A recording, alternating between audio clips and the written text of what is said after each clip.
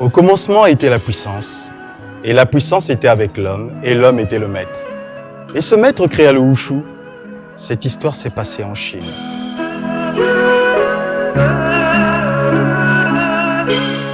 La Chine est le pays de l'Asie qui est à l'origine du Kung Fu Wushu. Actuellement, l'une des grandes puissances mondiales, le pays de Mao Tse-tung exerce un attrait profond sur tous les hommes et ceux-ci cherchent à découvrir son savoir-faire technologique, scientifique, culturel dans le Kung Fu Wushu.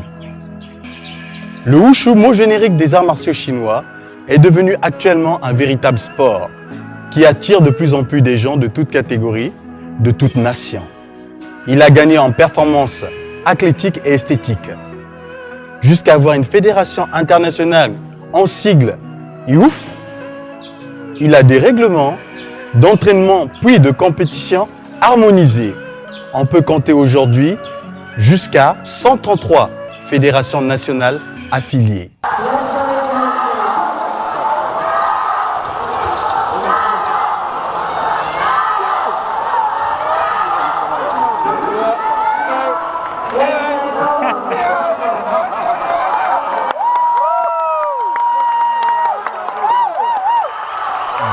Mais présentement, nous ne sommes pas en Chine. Nous sommes normalement dans un pays de 342 000 km², situé au centre de l'Afrique, un territoire d'hospitalité, un véritable ami de la Chine, vous le savez tous. Le Congo, cet État souverain qui collabore étroitement dans tous les domaines avec le pays créateur du Wushu, développe les arts martiaux chinois sur son territoire avec l'aide de celui-ci.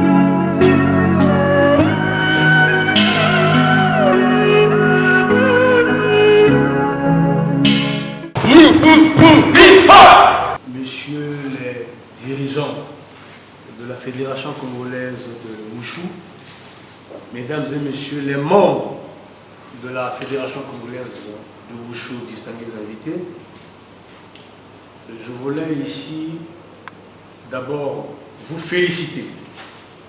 Féliciter cette fédération que nous avions vue naître sans moyens. Parce que je crois que jusqu'à ce jour, votre fédération n'a pas bénéficié des subventions de l'État comme bien d'autres.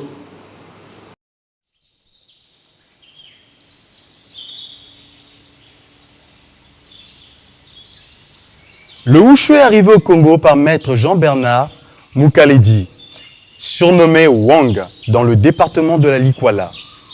Maître Wang a étudié le Kung Fu dans les livres. Après quelques connaissances acquises auprès des coopérants au Congo, à Bétou, il s'installe à Brazzaville, puis crée l'Association congolaise de la boxe de Shaolin. Monsieur Mukaledi, Giro Jean-Bernard était un tout dans le domaine du Wushu. Et en notre temps, le mot Wushu voulait dire donner la dénomination d'un autre sport. À l'époque, on parlait plus du Kung Fu accompagné du mot Wushu. C'est aujourd'hui, avec l'évolution des choses, on apprend maintenant que c'est plutôt le Wushu que le Kung Fu. Maître Mukaledi, c'était un homme particulier dans ce domaine. Il a appris le Wushu à Bétou, auprès d'un expert coréen, le maître Mandaraï.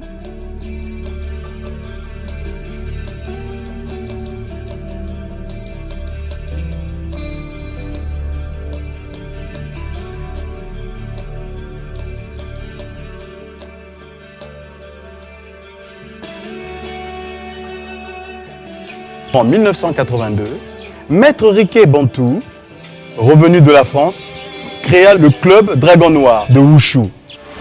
J'ai commencé la pratique des arts martiaux, principalement le Wushu, en 1982, sous la direction technique de Shifu Riquet Bantou, 6e Jidan, qui est actuellement basé en République démocratique du Congo. Mais il est de nationalité congolaise d'ici. Commencé le Kung Fu avec Maître Bantou. Mais au départ, c'était un peu compliqué avant l'implantation de l'école du Dragon Noir à Brazzaville.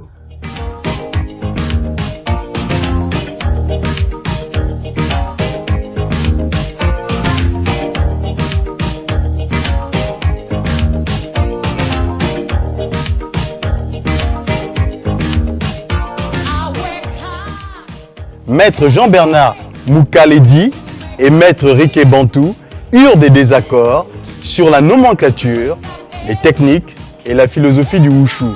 Le conflit a été imminent. Maître Jean-Bernard Moukaledi créa le Ziwei, un style proche de Ungar, tandis que Maître Riké Bantou resta sur l'enseignement de Shaolin, de Wing Chun et d'autres styles de Kung Fu Wushu.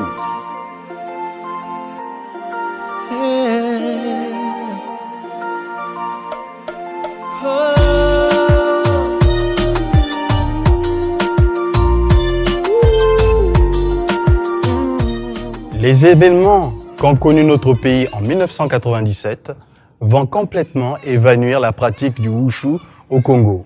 Maître Riké Bantou s'expatria à Kinshasa, tandis que Maître Bernard Moukaledi tomba malade, ce qui entraîna sa mort. Nous avons marché avec lui. Il est arrivé un moment où le maître ne pouvait pas, il est tombé malade.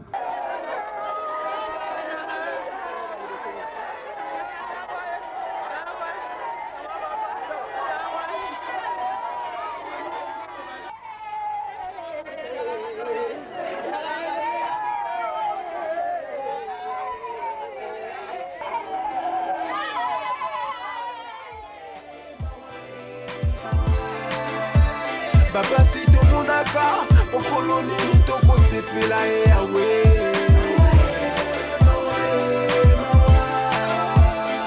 Bilongi ya mawa, okoloni toko seka yawe.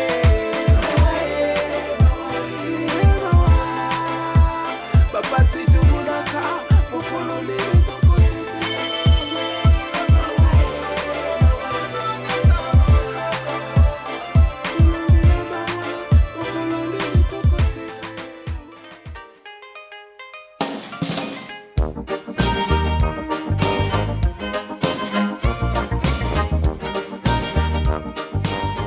Le courant de Maître Riké Bantou, à sa tête s'installa M. Jean-Jacques Yombi Opango, tandis que l'autre courant, celui de Maître Jean-Bernard Moukaledi, se retrouvera dans une anarchie totale, avec plusieurs leaders se revendiquant de lui. Cependant, Maître Martin Abia, un des disciples de Maître Jean-Bernard Moukaledi, créa l'école de Ungar Kung Fu. L'école Ungar Kung Fu a été créée, oui. J'ai bénéficié de ces instructions du maître Wang. À l'époque du maître Wang, nous avons travaillé avec lui les instructions de l'école Ziwei Kung Fu, qu'il était lui-même le maître fondateur. Steve Djibril Kouma va commencer la pratique du Kung Fu Wushu dans cette école. 2 années après, il créa l'association congolaise de Kung Fu Wushu avec son maître. Sous l'égide de son maître, Steve Djibril Kouma créa son club de Wushu en 2006, les Seigneurs des Arts Martiaux. Maître Djib Kouma, ça c'est pour moi un enfant. C'est mon enfant. Hein, c'est comme on dit un enfant biologique dans le domaine des arts martiaux traditionnels chinois. Il m'a montré les preuves qu'il était réellement déjà mûr. Il a créé les Seigneurs des Arts Martiaux. Et je suis allé moi-même si je peux me parler, à l'inauguration, hein, aux premières séances du commencement de cette nouvelle école, les Seigneurs des Arts Martiaux. Et quand j'étais parti, j'étais surpris. Donc tout était déjà fait.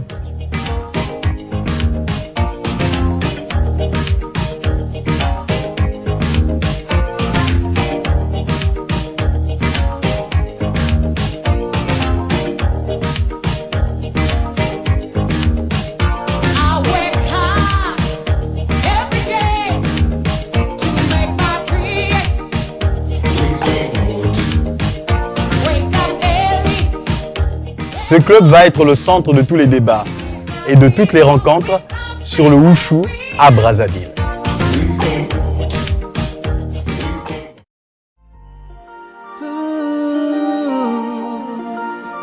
La rencontre du président Jean-Jacques Yumbi Opango et maître Steve Djibril Kouma a été enfin un soulagement total, apaisant les conflits incessants entre les différents courants de Wushu au Congo.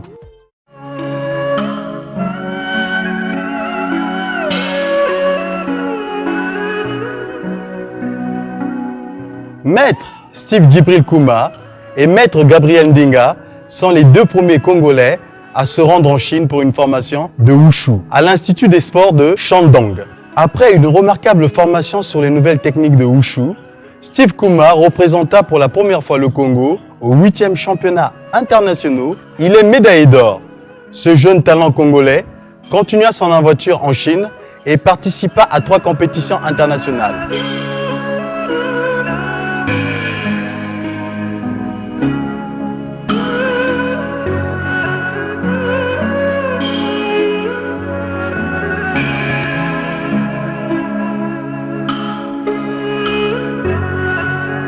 Son coéquipier Gabriel Ndinga aussi marqua ses premiers pas dans les compétitions de Wushu en octobre 2010. Les deux Congolais rentrèrent au pays avec 2 médailles d'or, une médaille d'argent et une médaille de bronze pour Steve Kouma et une médaille de bronze aussi pour Gabriel Ndinga.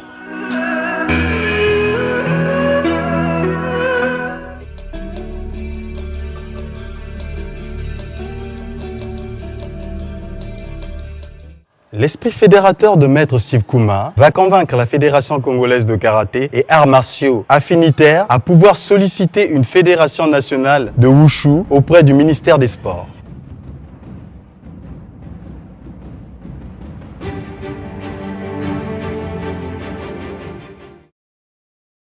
Monsieur le Président de la Commission ad hoc, Monsieur les membres de la Commission ad hoc, Monsieur le cas. C'est pourquoi, au nom de Monsieur le Directeur général de sport, je déclare ouvert le premier championnat national de Kung Fu, le Wushu, de Brazzaville 2013. Je vous remercie.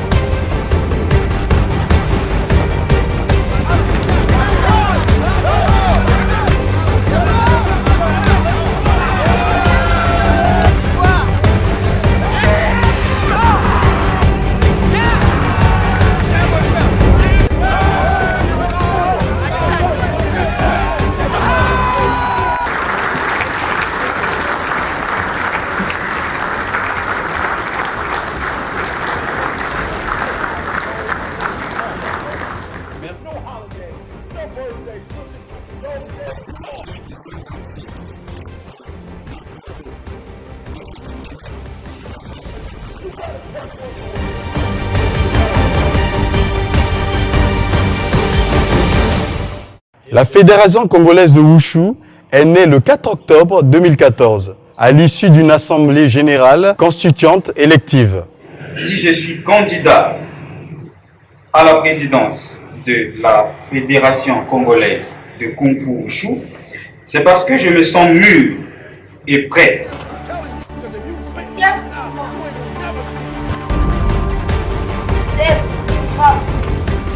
Au nombre de 21 votants, Master Djibril obtient 20 voix contre une abstention. Et donc, Master Djibril est déclaré président de la Fédération congolaise de Kung Fu.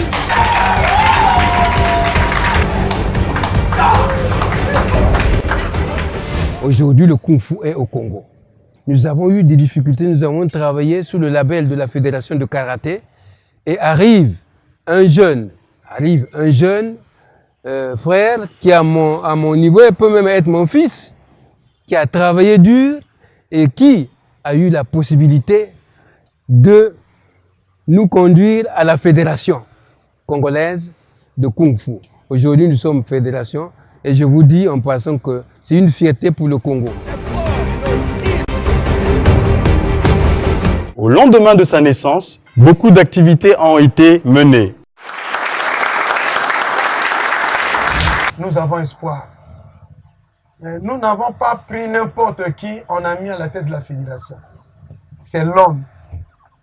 Hein? C'est l'homme qui maîtrise le domaine dans tous les axes.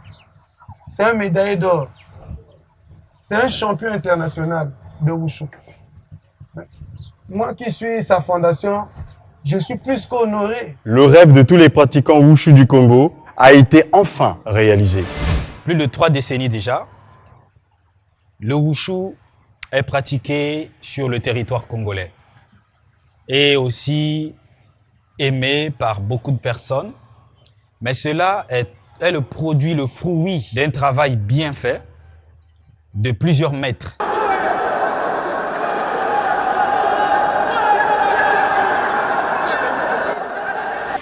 Le soutien de Cannes Industries, qui est une maison de production audiovisuelle, qui avec cette maison, on a pu tourner un film de Wushu. Et ce film est toujours dans le but de valoriser le Wushu et de vulgariser cette discipline. Avec Cannes, on a pu tourner ce film. Ensuite, il y a S-Prod, qui est une maison de production audiovisuelle aussi, qui nous accompagne toujours et jusqu'à aujourd'hui qui est déterminée pour nous accompagner. C'est une maison de production constituée de jeunes très expérimentés.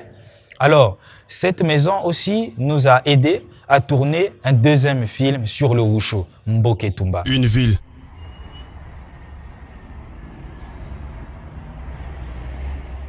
Qui se transforme en ring.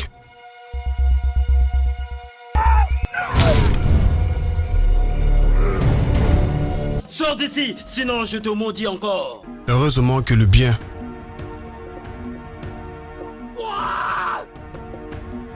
né par les arts martiaux décide d'arrêter l'hémorragie.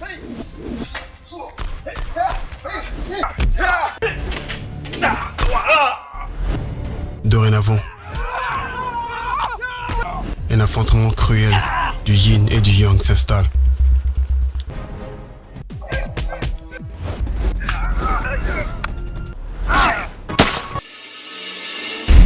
Mboke Tumba. Et on a pu avoir cette fédération qui aujourd'hui est en train de grandir petit à petit. Mais faire fonctionner cette fédération, c'était maintenant là le problème. Il n'y a pas de financement, il faut organiser des championnats, il faut organiser des stages, envoyer des athlètes aller apprendre ailleurs. Alors, il fallait donc chercher des partenaires.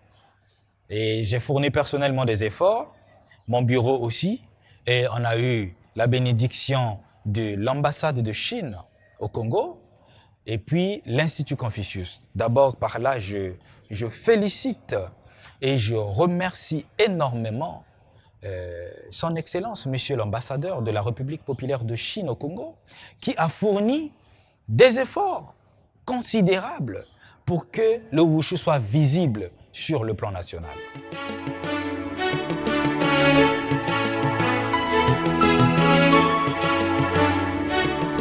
Une organisation qui ne reconnaît pas les leaders passés, c'est une organisation qui est prête à mourir.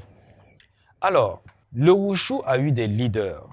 Il y a eu Maître Wang Jean-Bernard Mukaledi, le tout premier maître qui a commencé avec la pratique du Kung Fu Wushu au Congo. Ensuite est arrivé Maître Rikie Bantu. Et après, il y a eu beaucoup de maîtres qui ont fourni des efforts.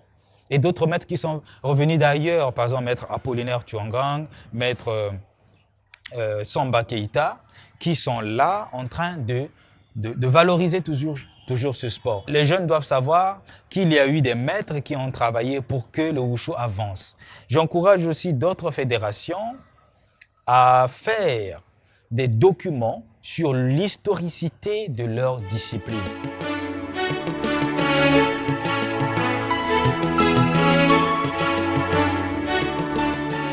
La Fédération congolaise de Wushu remercie infiniment l'ambassade de la République populaire de Chine au Congo pour son soutien sans précédent.